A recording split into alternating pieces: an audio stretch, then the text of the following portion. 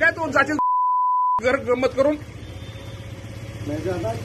नाही सांगतो तर ते तू नीट जागेवर बस. लय जास्त करू नको, मस्त माही करू नको.